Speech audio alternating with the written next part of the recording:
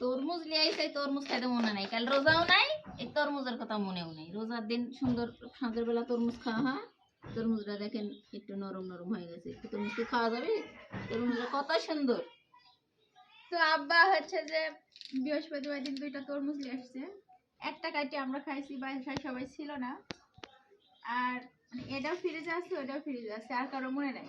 কাল কি হচ্ছে ঈদ চলে গেছে, তাও কারো খেয়াল নাই যে তরমুজ আছে। আর তরমুজটা এই মুখটা মনে হচ্ছে নষ্টই হয়ে গেছে। এখন এগুলা কাটি দেখতে হবে খাওয়া যায় কি। তো এটা হচ্ছে, এটা কিন্তু একটু বেশি ভালো দেখতে। আমি না এই কামে ওই কামে ব্যস্ত হয়ে আছি।